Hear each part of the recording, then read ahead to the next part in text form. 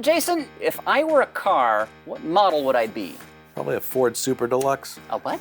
You know, like one of those Woody wagons that they had back in the 40s. Reliable. Family friendly. Oh, I mean, I do swear like a sailor at times, so maybe not so family friendly, but anyway, this is Jason White. He is a real-life car designer. He's also a professor at the College for Creative Studies in Detroit, and he's going to give us a design deep dive to learn more about automotive design.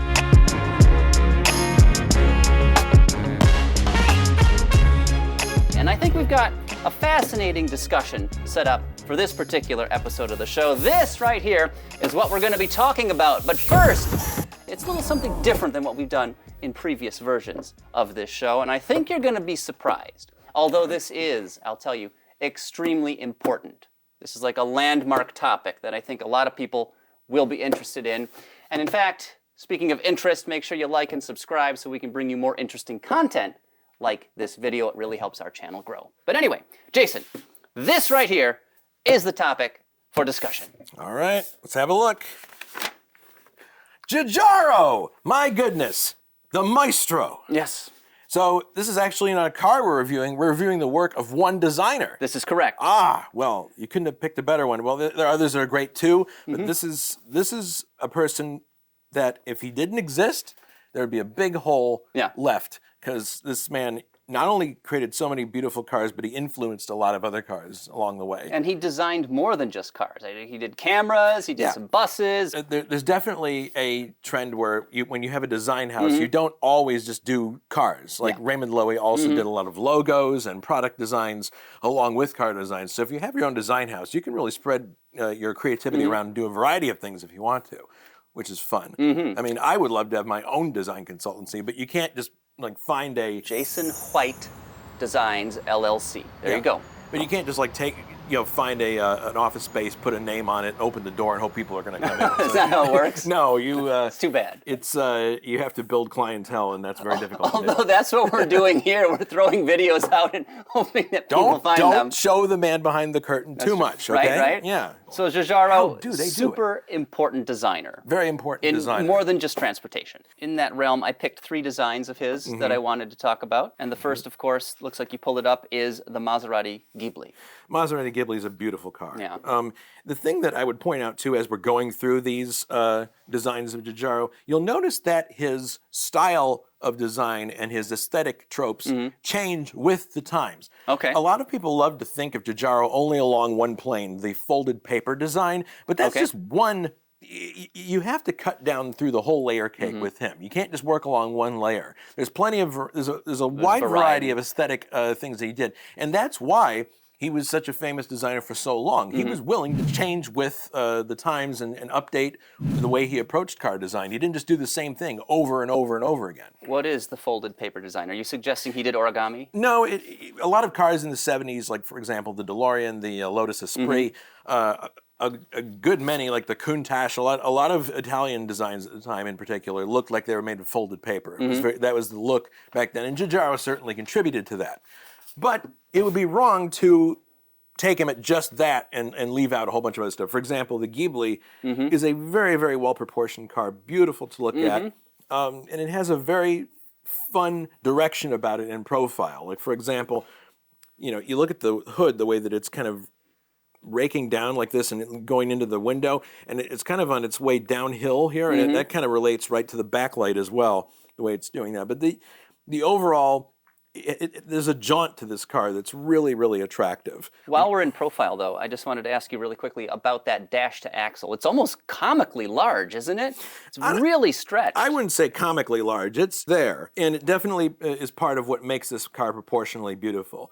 There are other little tiny things that they do, little details that really keep it looking sprightly and quick on its feet. I really like this little kick up that's right here in the secondary window, and it kind of picks up on this line right here. So it has it has a bushy-tailed kind of like sprightly kind of look to it. And you were talking about in previous discussions overhangs. This is a car that actually has some pretty significant overhangs, but yet it still looks really fast and really fun and attractive. I wouldn't mind driving one of these. Yeah. One quick question I did have about the side glass. It's very angular and it's outlined it's almost highlighted with all that bright work. Yeah. And it seems a little busy. Is Well- that just my eye, or is there a reason for that? Well, I think it's a period thing where typically with sports cars and luxury cars, you would want to rim the windows with chrome. And we do that still to today. It's a nice way to finish off a car. But there's actually more functional stuff that's going on here, too. If you look closely, I believe what's going on here, this is a drip rail, it appears. Oh, yeah.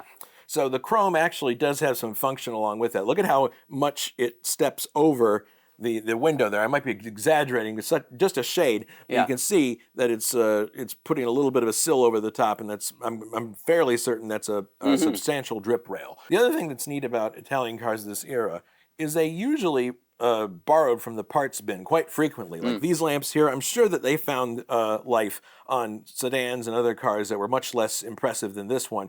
But it's funny how the Italians are able to put these details on a supercar, and no one seems to mind.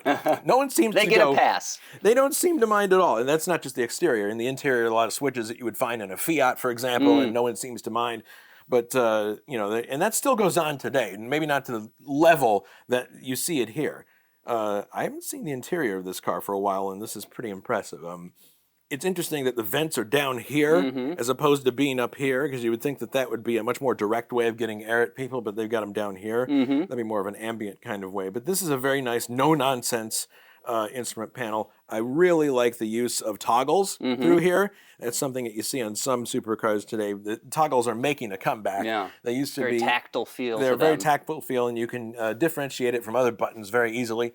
So in terms of organization, that's really good. Not everything has to be a touch screen. Not everything has to be a touchscreen. Gets my dander up. I'm sorry. Well, It's a family show, I know, but getting emotional here. yeah. What I like about the interior, too, is the symmetry of it.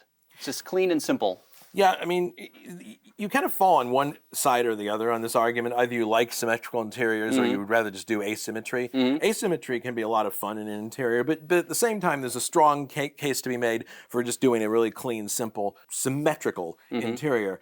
One of the arguments you can make is that it makes it easier to homologate for another market, i.e. the Great Britain or South Africa or Right-hand drive countries. Exactly, you can just that makes it easier to move do the that. steering wheel over pretty easily. But designs that are symmetrical, the inside definitely are going to probably be more favorable among a wider array of people than if it was an asymmetrical one.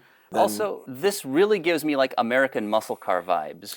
Yeah. Is that, do you agree, and if so, why? I do agree, and I would point out specifically the haunches that are on this car. They look like shoulders or the shoulder blades of like an animal or something. So yeah, there's definitely some of that, and I think the Mustang feel you really hit the nail on the head, because this is not going to out Mira the Mira. It doesn't have this sexy kind of round flavor to it, and at the same time, this is probably before the folded paper era, but it's not of that type of design either. But I do agree with you that it does have a bit of a muscle car feel to it. Vague, but it's there. So Ghibli, if you had to give that a letter grade. The Ghibli I would give maybe an A-. Okay. It doesn't, I think it may actually, there's some items in it that I'm thinking could have been simplified a little bit, but overall it's still a really nice vehicle. What would you simplify if you had to tweak some things? I might have tried to unify the front a little bit more, like tried to pull these lamps into here in some fashion. I know there's a lot of shut lines on the top here, and It's busy. It's a little bit on the busy side, but that's all I would say about it. I mean, and I would not suggest that my expertise in design even approaches the maestros. He's being modest. Anyway, so We got a couple other designs as well. all right. More mainstream products, but this is something that's familiar to anybody that's ever seen Back to the Future, Yes. of course. Wait a minute, Doc. Are you telling me that you built a time machine out of a DeLorean? The way I see it, if you're gonna build a time machine into a car, why not do it with some style? Besides, the stainless steel construction made the flux dispersal. Look out!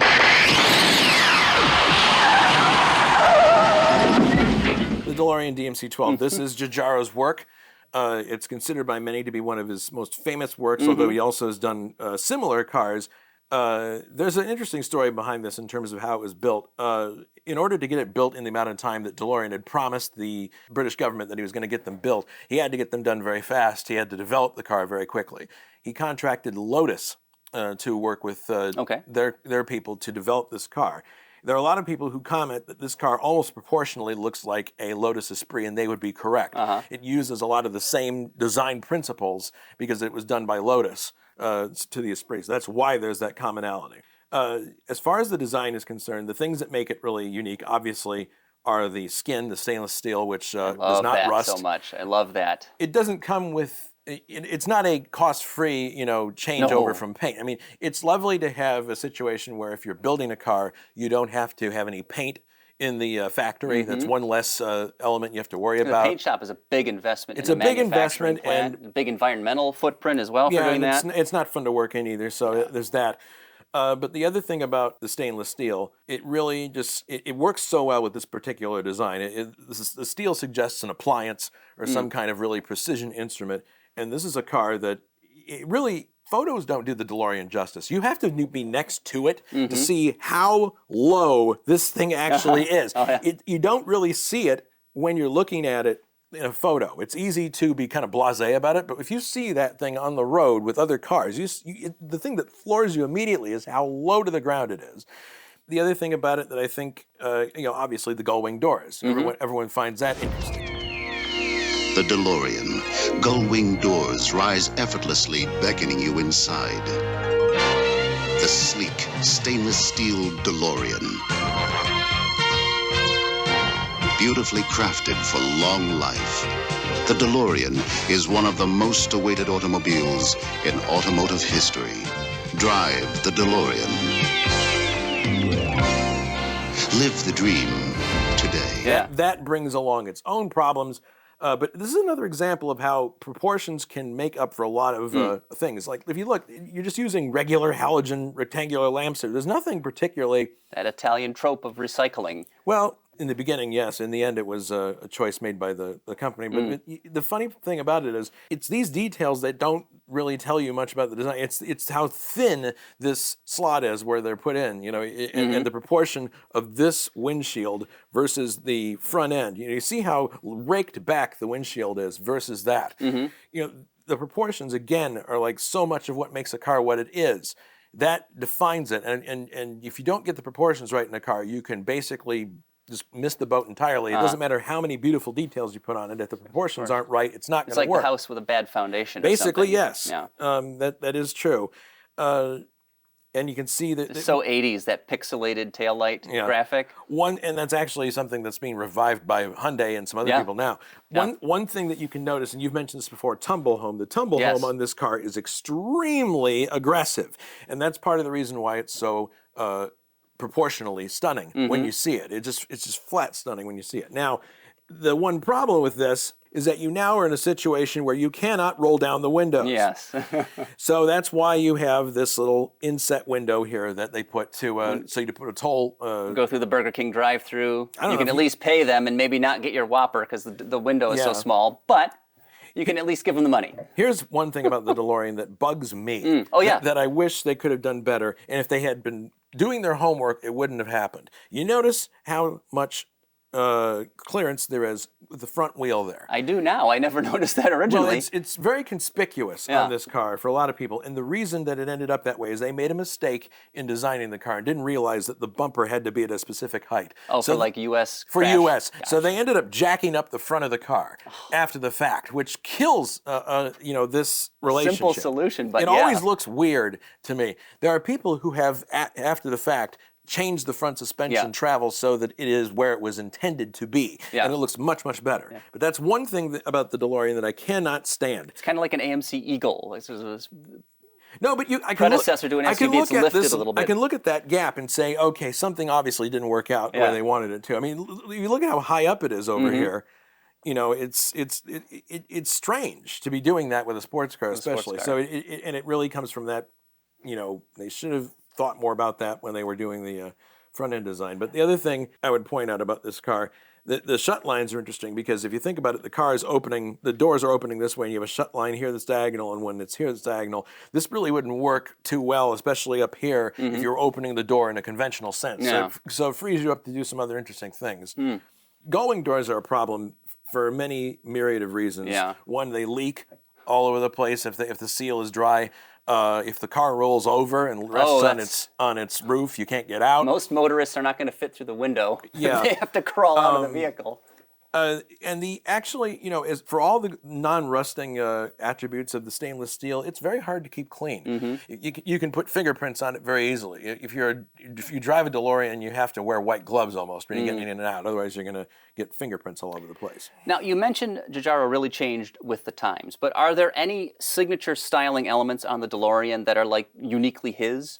Yeah, a lot of them are these like details, like little vents and things of that nature. Those are very much Giugiaro. This rake that you see on the front of the car right here, that's very much Giugiaro. Okay. That appears in a lot of his work, especially in the late 70s and the early 80s. And I would say also that I know I'm backtracking here, but there's a proportional kind of feel to a lot of Giugiaro cars that just really sets them apart. And I think it has more to do with just the relationship it has with the ground than anything else, how low it is to it, and how he's able to package that. I wanted to ask you also to give a letter grade for the DeLorean here. I'd give it a B. B. Because I think the original DeLorean prototype that was designed in 1977, also by Giugiaro, is probably a purer product in terms of style than this one. This one is a little bit softer and a little bit more, and admittedly probably was a good choice for them to do for the early 80s. They updated it. But there are things about it that I wish they would have gotten right. I wish they would have gotten this right. I don't know that I'm a big fan of the soft wheel flares. I probably would like something more mechanical. I think that would have gone more with the theme. The other thing which they could not get right, and I wish they could have, was these painted ends. The plastic, it never is going to match the stainless steel exactly because it's paint versus metal. I never realized that. It looks a certain way under a certain type of light indoors. You go outside, look at it in sunlight, it's totally different. So those are little things that I have a hard time putting out of my mind and not thinking about. But a solid B, not a bad performance No, not for a the bad DeLorean. performance, no. One more quick question then. This design looks a bit German to me. Where am I getting those vibes? Probably because of how simple it is. I would say, you're probably getting Teutonic vibes from it. But definitely I'm getting more Italian vibes than anything else from it. I don't really get German from it, to be honest. Okay. And of course, finally, we now have the Mark I Volkswagen Golf. And I wanted to sort of stair-step downward from the most exotic to the most mass market. And it's hard to get more popular and affordably priced than a Golf. Yeah, this is an example of how, if you're a design consultancy, not everything that you do is going to be supercars all day long. You're going to also have to do something practical, and Giugiaro was very good at that. He was able to work in a lot of different types of vehicles and find a way to aesthetically make them very pleasing, regardless of what their function was. And the Golf, or Rabbit, if you want to call it that too, is a great example. There was a lot on the line with this vehicle because it was touted to replace the Beetle. The Beetle still got built in various countries for a number of years afterwards, but this was the car that essentially replaced the Beetle. And so they had to get it right. And Giugiaro did a fabulous job with this car. First and foremost, again, the proportions. They're exactly right for the kind of vehicle this is. It looks clean, simple, very useful, practical, but not dull. I mean, this is an interesting looking vehicle. You wouldn't confuse it for something else either. This is like one of the first kind of hatches of this kind that you see in Europe. And if you look at a Golf or a Polo that's sold today, configuration-wise, it's about the same as this. There's really not that much difference. Small car, maximize the interior space, very efficiently designed. But walk us through some of the proportions and some of the details, because this is an elegant design. It really is. It is elegant, and you don't normally think of saying elegant with regard to a car like this, but it is an elegantly designed hatch. The front end is really well considered, especially when you take a look at the, just this very simple grille, and then you have these two headlamps. But notice too, if you look closely at them, how they're just coming over the edge of the lower molding there. There's little tiny details like that that are really interesting. and give it some additional character. If it was, they could just as easily have had it like within that chrome trim, and it would have been just fine. But it really, that is what makes little details like that really do make a vehicle what it is. Like for example, if you think about Jeep Wranglers, there was a time when the actual like light kind of bled into the vent like this.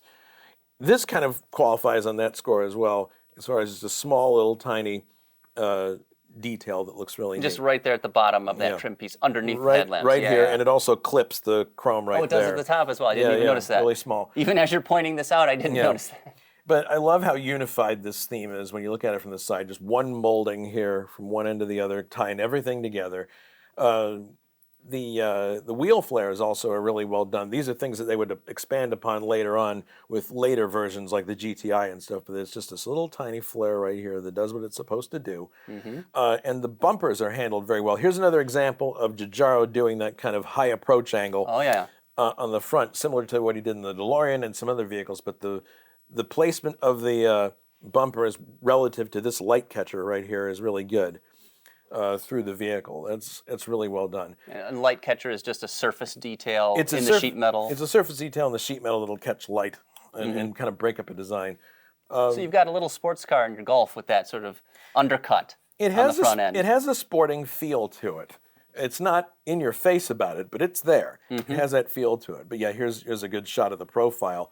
Little tiny details too, like this little rubber kind of like seal over the top of the wheel flare that's for stone chips so that it doesn't so it stays clean. And this hatch also was really well received by everybody. The other thing that's neat about it, not all of these were 4 doors, some of them were 2, and you had a secondary window here. If you're sitting in the back, you could still see everything that was going on. You didn't feel really claustrophobic in the back of the car. So proportionally, from that point of view, it's an excellent vehicle. Maybe there could have been a little bit more of a blend here between the hood and the window line at the bottom of the DLO.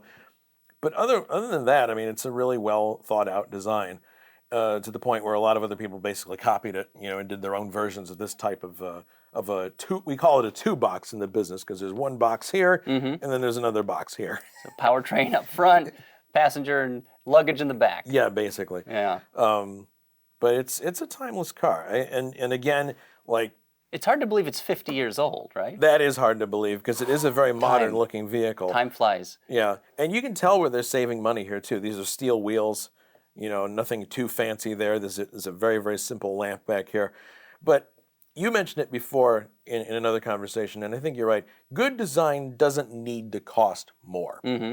Throwing money at the problem is not necessarily the answer when you want to design something well. A lot of it is consideration. Like, again, there's a drip rail here that's not too obtrusive. I really like the way these release handles have a cupped-in bit at the back, so they're very easy to use. You won't be scratching the paint. And I like this detail, too, where there's this window that's kind of inset, and there's like a little, kind of filleted bit around the edge there, which is nice. The more you look at it, the more you see these little tiny considerations. And the thing that is unspoken but understood by the buyer is if they thought this much about the car, putting it together, then clearly it's a good product, or it should be, if they put this much consideration into just the design of what is a mass market, very affordable car, right? I mean, German engineering is legendary by design. I love the interior of this car, too. It's very clean, simple.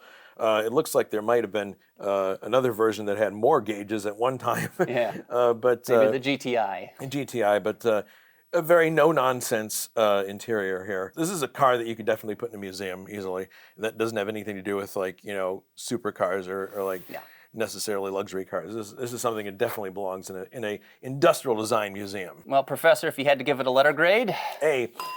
Because of what was agree. at stake. Yeah. There was so much at stake with this car. If they got it wrong, it would have been a huge problem. And I hear that from a lot of people, too. Like when the Renault Clio, the one that's on the road right now, was introduced, I was talking with one of the designers of the car, a guy I used to work for, and he said we had to get this right because it's a very important car. Yeah.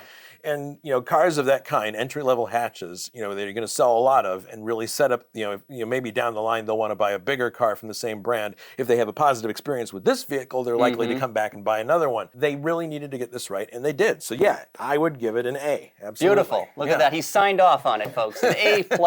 I'd say A+. Yeah, I think a plus. Give it a plus. I'll give it a plus. Why not a plus? Yeah. Awesome. Well, a few very interesting designs from Giugiaro, one of the most important, if not the most significant car designer in history. And a designer that had a lot of breadth, probably more than most people give him credit for, which is unusual. I mean, most people think of his sports cars that define him, but as we've shown with the selections that you made, he's able to work along many different lines, many different types of vehicles, and that's why he's as good a designer as he is. Because you have to have a very varied approach to be good at design. Awesome. Well, Jason White, this is a lot of fun as always. Yep. Thank you for your time. Where can people learn more about you? Well, if they want to. I'm not pushing you. Yeah. But if they want to learn more. I may not be everybody's cup of tea. Well, I do a lot of work in a sim racing league that I founded with friends. We race with a lot of people from all over the world, and we've developed our own mods as a group. We also have an interview series that we do, the ISO podcast, which has featured such notable racing drivers as Danny Sullivan, Mario Andretti, Stefan Johansson. So if you go there, you'll find our forum. And then I'll put it on the screen. Yeah. But anyway, International Sim Racing, Jason White, car designer, author, professor. Great talking to you as always. And thank you all so much for watching. Please like this video and subscribe if you could, because it really helps us grow. And we'll see you next time.